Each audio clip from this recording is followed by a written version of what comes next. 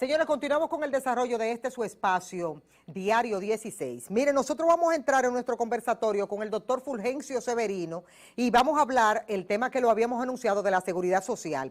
Pero nos acaba de entrar una llamada sumamente importante con relación al tema del Mirador Sur y lamentablemente del asesinato de ese caballero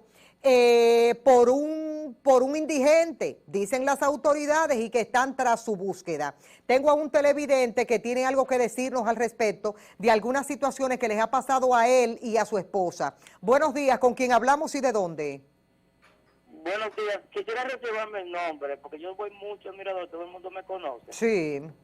Pero yo pudiera decir cualquier nombre, y no viniera al caso. Pero vivo aquí cerca del Mirador, y voy tempranas horas de la mañana.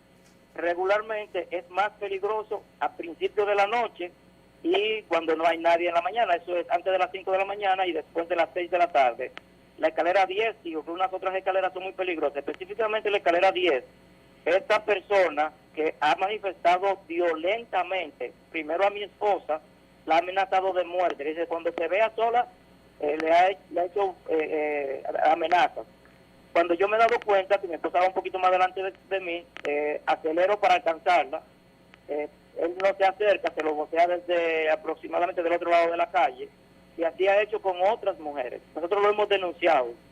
No estoy diciendo que este caso en particular haya sido él, porque hay que investigar. Y no sé, me parece como muy ligero el reporte que hicieron para determinar que haya sido él. Sin embargo, estoy llamando la atención de que sí existe esa persona y de que sí es violenta y de que hemos tenido situaciones y que esas situaciones las hemos denunciado. Él está identificable en una zona que sabemos que está llena de cuevas y que se ven que están habitadas esas cuevas porque hay camas y tiene cortinas, y eso es hasta casi el kilómetro 10.5, incluso en el área del Mirador que hay cuevas. Del área de abajo, entre la Cayetano y Mirador Sur, hay otras cuevas que esas se ven como más peligrosas, oscuras, y que fácilmente se puede tirar por ahí porque no tienen ni siquiera protección. Entonces, cosas de las que nosotros denunciamos es mantenimiento del mirador, tanto como las luces en lugares, no solamente las calles, esos lugares oscuros, barandillas para protección, que no por accidente, por un tropezón o por algo, es el mantenimiento del mirador. Nosotros no pedimos tanto, es simplemente el mantenimiento. Hay unos bancos que parecen bancos, pero están ahí para evitar que un vehículo salga de ahí. Es mucha protección dentro de la que están, que este tipo de personas, amenazas públicas no existan. Entonces nosotros tenemos el derecho a eso. Nosotros no tenemos que conformarnos con unas autoridades que no hacen lo que tienen que hacer y nosotros aceptarlo. Y no quiero atacar a las autoridades. Incluso yo me pongo al ciudadano como ejemplo. La seguridad depende de nosotros. Y parte de la seguridad que depende de mí es cuando yo aporto la denuncia. Pero cuando aporto la denuncia no pueden decirme que esa no es mi jurisdicción, porque el canal a través del cual yo debo poner mi denuncia es el que debe encargarse de llevarlo a la jurisdicción correspondiente o proporcionarme ese canal o ese que recibe la denuncia la seguridad que amerita en ese momento ser brindada. Es decir, un policía de cualquier índole tiene que tomar la denuncia y no es decirme, nosotros le hemos dicho, mira, ahí adelante acaban de asaltar a una señora, y te dicen, no, yo no veo a nadie ahí asaltando. Ni siquiera se mueve del punto donde está. Y le puedo mencionar numerosas situaciones y condiciones que a ustedes le van a parecer hasta asombrosas. Yo le agradezco sobremanera que nos utilice como medio y como medio de comunicación para poder hacer esta denuncia que es grave, porque somos muchos los que vamos de manera cotidiana al Parque Mirador Sur a ejercitarnos. Todo esto está puesto sobre la mesa. Vamos a ver lo que dicen las autoridades en lo adelante. Yo en lo personal voy a estar hablando de eso todos los días y le voy a estar dando seguimiento. Muchísimas gracias por llamarnos. Gracias. Señores, los buenos días de inmediato al doctor Fulgencio Severino. ¿Qué pasa con lo de la presencia del doctor Fulgencio Severino en esta mañana, en este espacio Diario 16? El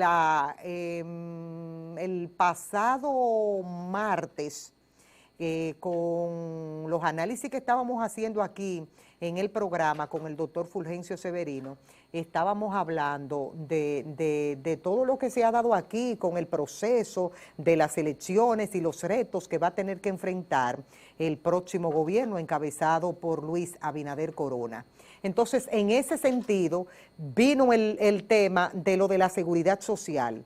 Hemos escogido esta parte del programa para desarrollarlo por completo, los pros y los contras, todas las situaciones que se ha estado dando hasta este momento con lo relacionado a la seguridad social, que es un tema que se ha tratado en la República Dominicana desde hace muchísimo tiempo.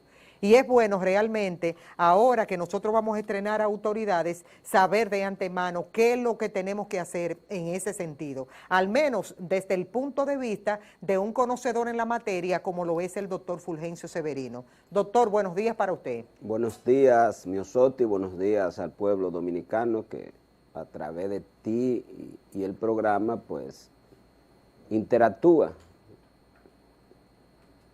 Adelante, doctor, con lo relacionado a todo lo que tiene que ver con el tema. Bueno, relacionado con, recuerden que la seguridad social en República Dominicana tiene 3 prestaciones, como nosotros le llamamos, o 3 beneficios. Uno es el beneficio de pensiones, otro es el de salud, el seguro de salud, y un tercero es el de riesgos laborales. En lo que tiene que ver con pensiones, recuerden que hay 2 tipos de pensiones, uno por enfermedad y otra que es la pensión por jubilación o por edad avanzada, que en República Dominicana se ha estimado o se ha hecho un corte como edad de pensión los 60 años. Esta edad tiene mucho que ver con la expectativa de vida de la población dominicana. En promedio, un hombre en la República Dominicana dura unos 69 años al día de hoy. Una mujer un poquito más, 74 años dura una mujer, en promedio. No quiere decir que no haya mujeres que duran más, pero hay otras que duran menos. Entonces, sobre esa base se estima una edad en la que una persona se pueda retirar y pueda disfrutar de una pensión sin estar sometido al estrés que representa el trabajo. Entonces, en lo que tiene que ver con la enfermedad, bueno, pues cualquier enfermedad incapacitante que impide que una persona pueda laborar, pues debe ser considerada para una pensión. Entonces, en República Dominicana, en el año 2001, en el gobierno que encabezó Hipólito Mejía, aún con la oposición de muchos de nosotros, encabezada por el Colegio Médico, todo el sector salud, se aprobó un sistema que ha demostrado que no es funcional para el país para garantizar una pensión justa a los trabajadores y a las trabajadoras. Es el sistema de capitalización individual. En este momento nosotros veníamos hasta antes de la epidemia con una cantidad de trabajadores y trabajadoras de 2 millones de personas. Eso de entrada les dice a ustedes que la mayoría del país no va a disfrutar de una pensión, porque si usted tiene 7.5 millones de adultos y solo tiene 2 millones de personas que están integrados a este sistema, le está diciendo que usted tiene más de 7 millones que en ese momento no tendrán acceso a la pensión. Entonces, este sistema privado que se llama de capitalización individual funciona como si fuera una cuenta de ahorro, mediante la cual una parte de su salario, que lo aporta el trabajador y otra la aporta el empleador, se va acumulando en una cuenta y de ese dinero que se va acumulando, al final del tiempo que establece la ley, que son 30 años, entonces se utilizará lo que usted ha acumulado para darle una pensión. ¿Cuál es la situación? Número 1, que 30 años es un tiempo muy prolongado de trabajo ininterrumpido. Digo ininterrumpido porque aquí con mucha frecuencia la gente pierde el trabajo y pasa a una actividad informal y luego consigue de nuevo un trabajo. Según el Banco Central, en los estudios que se han hecho, hasta un 25% de las personas que pierden el trabajo van a tardar hasta 5 años para volverse a reinsertar en el mercado laboral. De tal manera que poner 30 años es un tiempo demasiado prolongado y quiere decir que la mayoría de las personas no van a tener acceso a una pensión. El segundo aspecto crítico de este modelo es que una persona al día de hoy cotizando por los niveles de rendimiento que han tenido los fondos, no alcanzará una pensión de más del 30% del salario. Quiere decir que si usted gana 20,000 pesos, tendrá una pensión de 6,000 pesos. Entonces, las primeras pensiones deben darse en el 2033. ¿Por qué? Porque el sistema de pensiones empezó en República Dominicana en el 2003. Y como la ley establece 30 años, quiere decir que faltan 13 años para poder disponer las primeras personas que hayan empezado en el 2003 para obtener la pensión. Eso se sabe que, y nosotros hicimos estudio en el 2016, se pudo demostrar que más del 70% de las personas no habían acumulado todas las cotizaciones que se habían hecho desde el 2003 al 2016.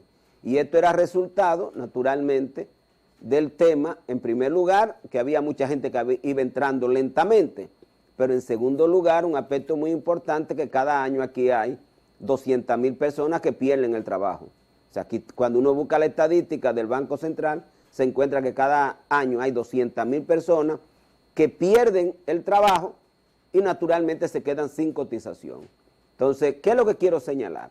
Que en 13 años que falta de este sistema, es tiempo suficiente para poder producir una reforma que sustituya ese modelo que solo ha servido para beneficiar al sector financiero de la República Dominicana, que se gana todo el dinero del mundo.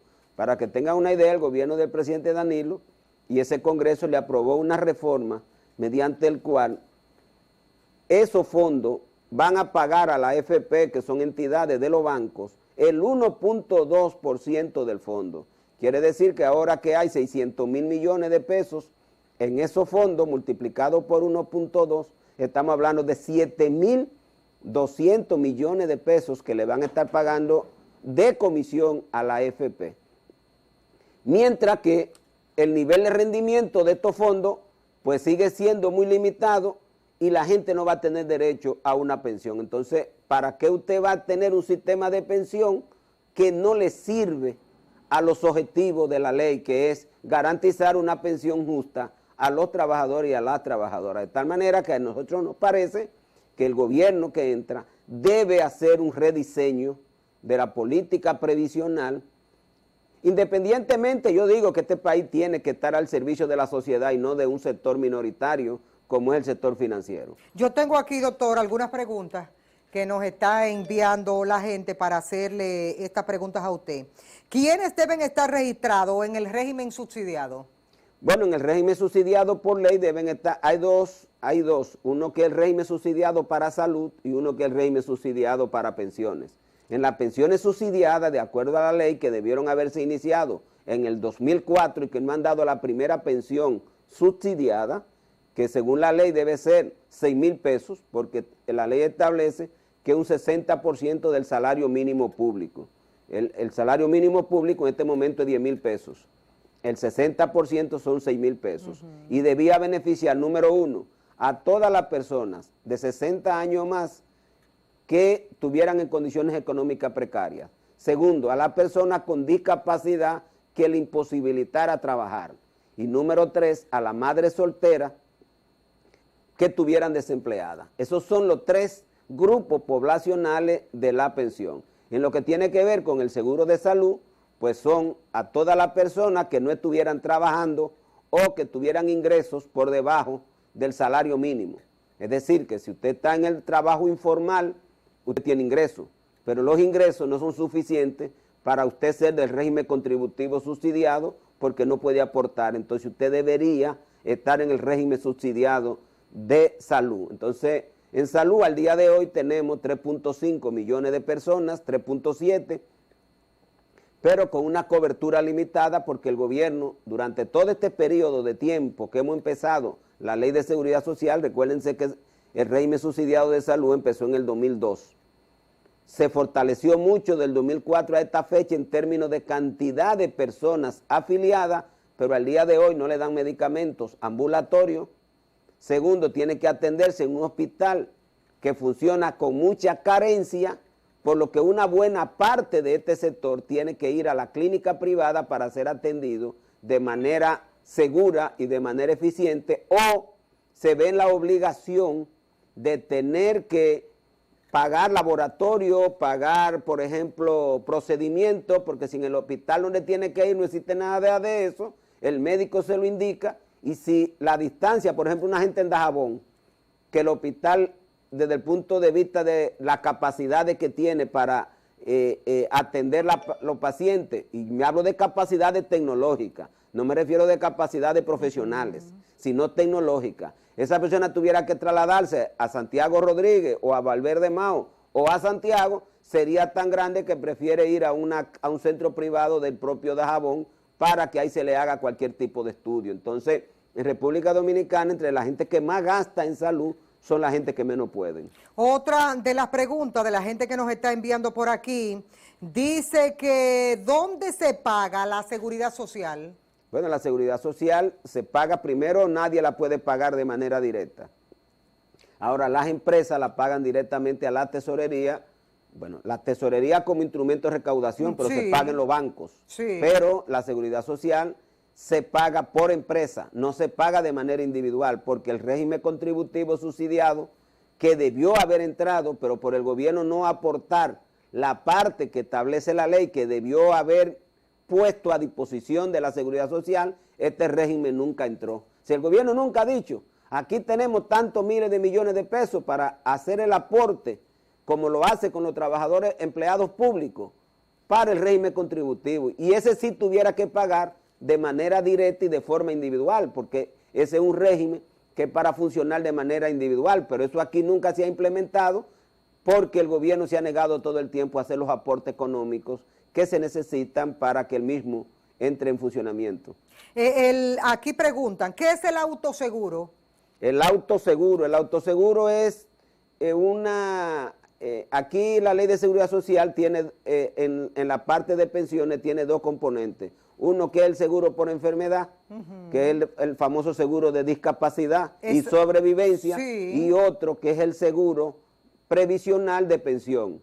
De acuerdo a la ley, el 1% del salario va para el seguro por discapacidad y sobrevivencia, y el 8% va para el seguro de jubilación. Entonces, a nivel del Estado, se creó el autoseguro. El autoseguro entonces no es más que la entidad que debía hacer a todo el sistema, pero este sector empresarial se la jugó y le quitó al Seguro Social la gestión del seguro por enfermedad y discapacidad. Entonces solamente se ha quedado para gestionar a los empleados públicos, y la otra parte que correspondía a los empleados privados se fue también a los bancos privados, que son los que lo están gestionando. Pero cuando se habla de autoseguro, lo que estamos refiriendo es al seguro para las pensiones por discapacidad y sobrevivencia, que como ustedes saben aquí, es una miseria, es parte de la reforma que hay que hacer, porque resulta, y esto es muy importante que la gente lo entienda, que si usted se enferma,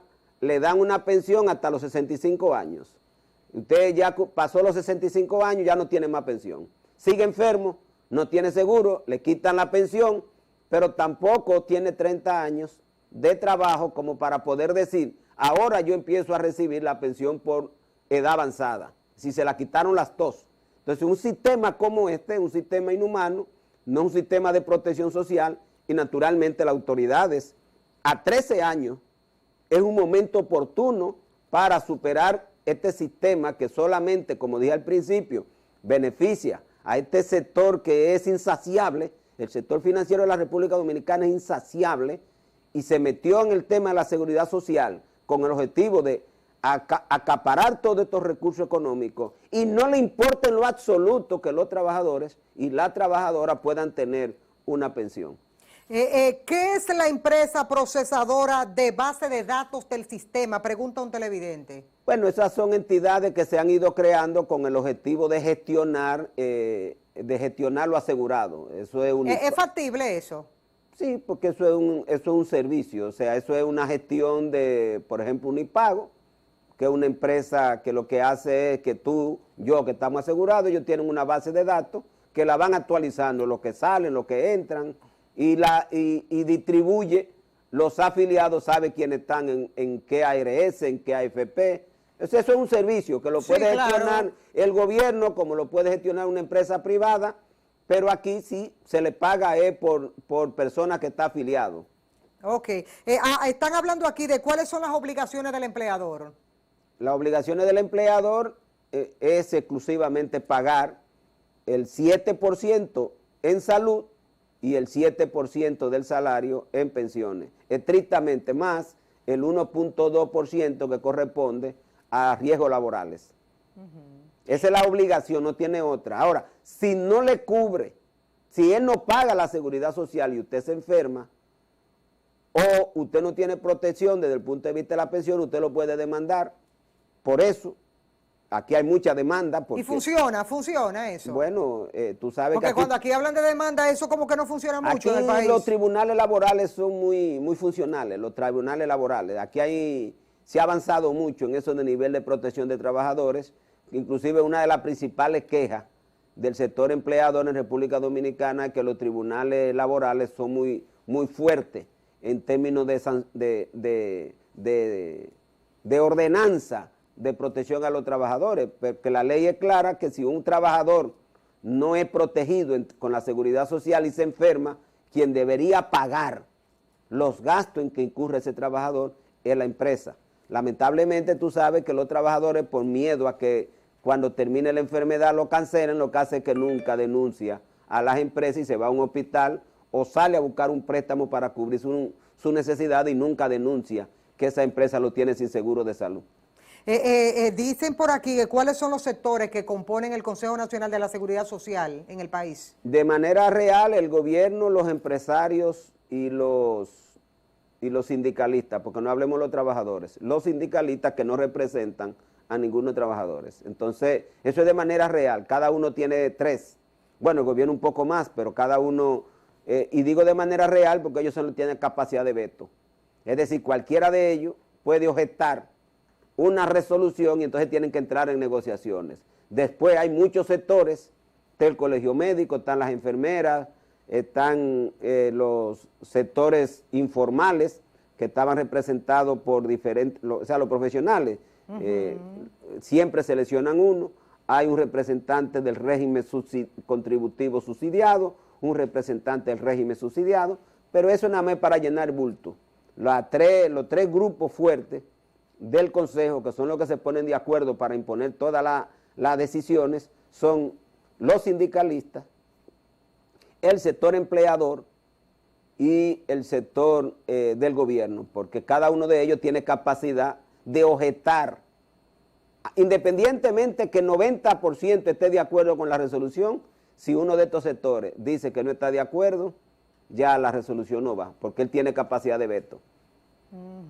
Chanel Rosa estaba en el Consejo Nacional de la Seguridad Social. No tiene derecho. Quien representa por salud es el Ministerio de Salud Pública. Por salud, el Ministerio de Salud Pública. Sí, por salud. Quien dirige el Consejo, el Ministerio de Trabajo. Por aquí habla del gobierno, el empleador, la parte laboral, la salud, los profesionales y los técnicos, los trabajadores de las microempresas, los desempleados, discapacitados e indigentes. Así es. Pero desde el gobierno hay varios representantes, porque quien dirige el Consejo es el Ministerio de Trabajo. El Ministerio de Salud Pública es el vicepresidente del Consejo. Sí. Pero también está un representante del Banco Central, hay un representante de INAVI, hay varios del INVI, hay varios representantes del gobierno. Pero yo dije que estaba porque usted sabe que renunció Chanel Rosa. Bueno, no que renunció. Bueno, esa era la parte que le iba a preguntar ahora. Según se dice que porque cada cosa tiene como sus estamentos y sus cosas. Él solamente estaba ahí como, tenía 2 años y supuestamente no son 4 años. Bueno, es que eso nunca se ha respetado. O sea, ahí... Pero lo normal, lo que dicen las reglas. El reglamento dice, reglamento del Consejo, Sí. pero es un reglamento que el Ministerio de Salud Pública lo puede cambiar cada vez que quiera. Eso no es... Es decir, que eso no es un reglamento institucional del gobierno. Entonces, cuando el PLD llegó, recuérdense el día, el lío que hubo aquí cuando nombraron a Altagracia Guzmán, que cancelaron a la doctora Alma Bobadilla, que era. Es decir, que eso no es una renuncia, eso es un gesto. Vamos a decir que es un gesto. Dice él que para facilitar. Por eso es un gesto. Ajá. Eso es un gesto porque él sabe que los PRMistas andan detrás de esos puestos. Entonces, él le dio un gesto. Conmigo no hay problema. Lo único que le tienen que pagar es sus prestaciones laborales. Una preguntita ahí mismo. ¿Podrían, como un gesto, como usted lo está llamando, como un gesto, hacerlo el ministro de Salud y hacerlo todos los demás? ¿Cómo así? No entendí. Que si así mismo como hizo No, Chanel. no, imposible. No, un ministro imposible. de Salud no es posible, ¿no? Porque es un funcionario que se nombra con cada gobierno. Ahora, en lo que tiene que ver con la pero si yo sé que me van a quitar, yo renuncio primero. Sí, pero es que esto es que inmediatamente eso es un decreto. Ese es un decreto que tú te vas y no tiene tiempo. Basta con que se emita un decreto y ya tú te vas. Sí. En el caso... Es decir, que tiene que esperar como quiera el momento. El decreto, porque él no se puede ir. No se puede ir. Él puede irse. Pero él sabe que por regla, inmediatamente llega un nuevo gobierno, el equipo, el consejo de gobierno, lo va a constituir el nuevo gobierno. Ahora, en el caso de todo organismo técnico, se ha intentado darle estabilidad. Por ejemplo, el superintendente de salud y riesgos laborales, el superintendente de pensiones, tiene ahí que tienen que tardar tantos años, pero aquí siempre se ha quitado y se pone. Lo único que es que en República Dominicana, cuando a ti te quitan, tienen que pagarte tus prestaciones por ley, tienen que cubrirte el tiempo, por ejemplo, por eso dice que es un gesto, porque el hecho que Chanel renuncie, quiere decir que él renuncia, pienso yo no soy abogado, a que si lo quitaran tuvieran que pagarle desde el punto de vista de la ley, si él recurriera a los tribunales, aunque los funcionarios públicos no pueden hacerlo, sino que tendrían que ir al Ministerio de Administración Pública a que le pagaran el tiempo que falta por yo cumplir. Por ejemplo, que es lo que, cuando yo hago un contrato, y digo que el contrato es por 5 años. Si tú me quitas antes, tú me tienes que indemnizar los años que me faltan por el contrato. ¿Me entiendes? Entonces, por eso digo que es un gesto. Pero aquí en República Dominicana, todo el mundo sabe que cuando viene un nuevo gobierno, toda esa entidad, imagínate tú, el Servicio Nacional de Salud es el principal gestor de salud de la República Dominicana y no van a tener ahí a un funcionario del gobierno que acaba de perder. ¿Por qué? Porque es quien, eso antes estaba bajo la jurisprudencia del Ministerio de Salud Pública, cuando Salud Pública no se había descentralizado. Entonces, es imposible que llegue un gobierno y le diga que la administración de 200 hospitales y un personal de casi 50,000 personas que tiene el Ministerio de Salud, que tiene el Servicio Nacional de Salud, lo va a tener el partido de oposición. O sea, eso se sabe que, y por reglamento deberían resolverlo, de que se sepa que el que está en el Servicio Nacional de Salud pasa automáticamente a ser un funcionario del gobierno, es diferente al SENASA. ¿Qué otra situación? Por ejemplo, con el caso de Mercedes Rodríguez, que es la directora del SENASA, que fue donde se presentó el caso. Yo dije antes Alma Bobadilla, porque son casos similares. Lo que pasa es que se crearon los servicios regionales de salud y se le dio una potestad de 4 años, pero a Nelson Rodríguez no lo dejaron 4 años. Sí. Para poner el caso de igualmente va a pasar con el SENASA.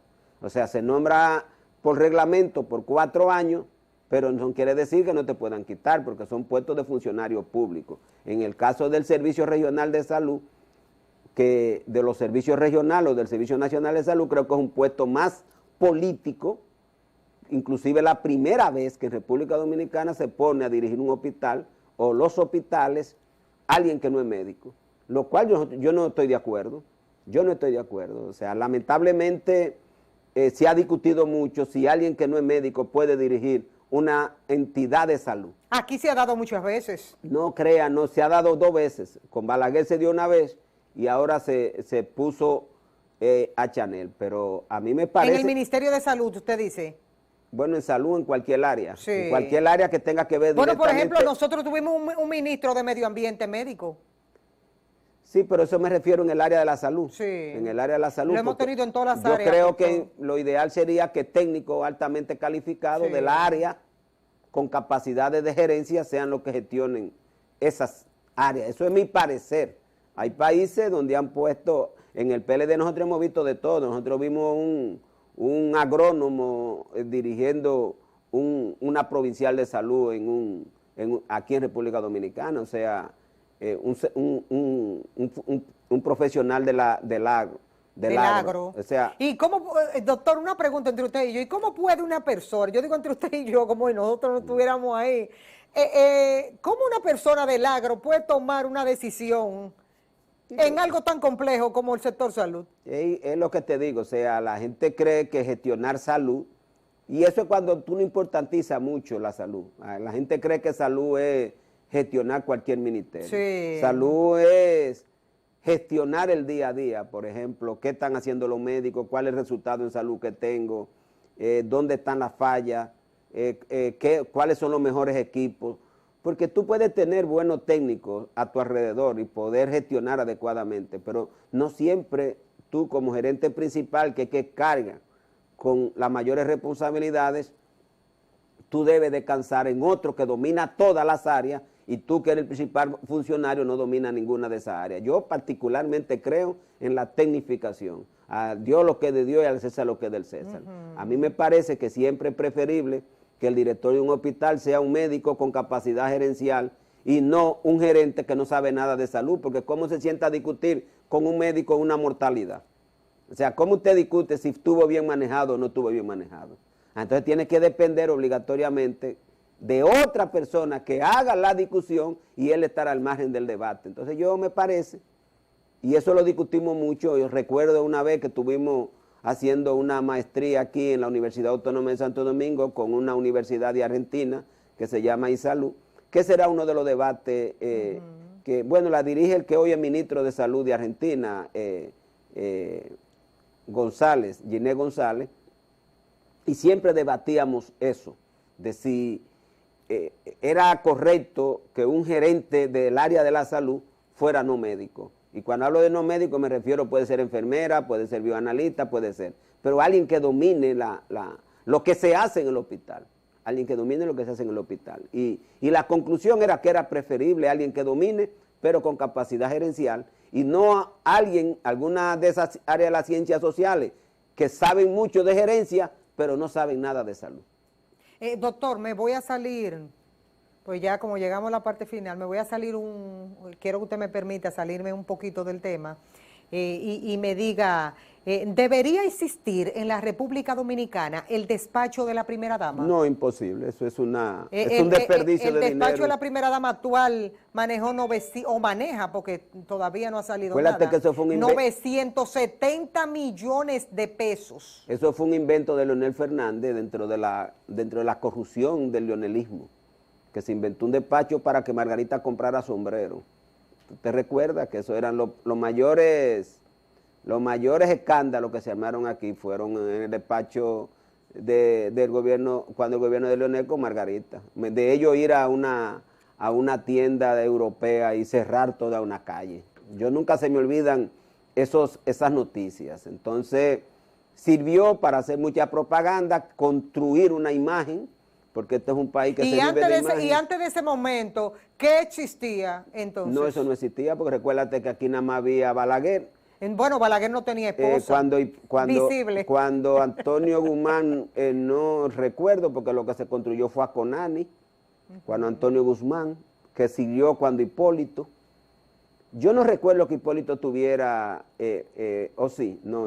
Doña Rosa no. No recuerdo. Doña Rosa es una estrella, doctor. No recuerdo. Para mí que eso fue una construcción de lo que a mi memoria llega, que fue una construcción dentro de lo que Leonel decidió, porque Leonel decidió hacer del PLD una empresa.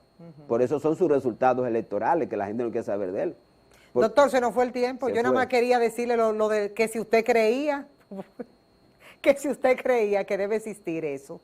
No, porque esos 970 millones de pesos, ¿qué podemos hacer con esos 970? bueno, aquí hay mucho dinero que se deben mandar ahora mismo en términos para de la crisis salud, sanitaria en salud, igual que yo se lo hubiese puesto a salud. igual que todo ese dinero que se le manda a empresas privadas desde el presupuesto de salud, para el nuevo presupuesto deben retirarlo todos y mandarlo a los hospitales públicos. Ahora, porque hay que fortalecer esas 10.000 camas y dejar de estar dando recursos públicos a 3.000 camas que hay en el sector privado. Que el dominicano cuando se enferme tenga ganancia de causa, que el dominicano tenga y pase ese momento difícil de salud con dignidad. Nos lo merecemos todos.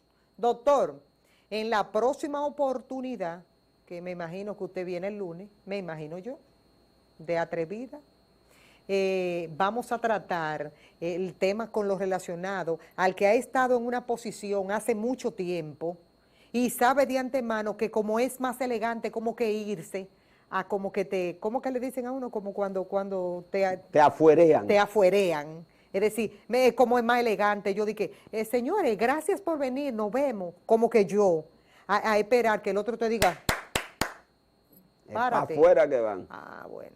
Doctor, en la próxima oportunidad, cuídense mucho, feliz día, pórtense bien. Mañana tenemos un programazo de programa, como todos los días. Mañana a las 6 de la mañana, otra entrega de Diario 16. Pórtense bien.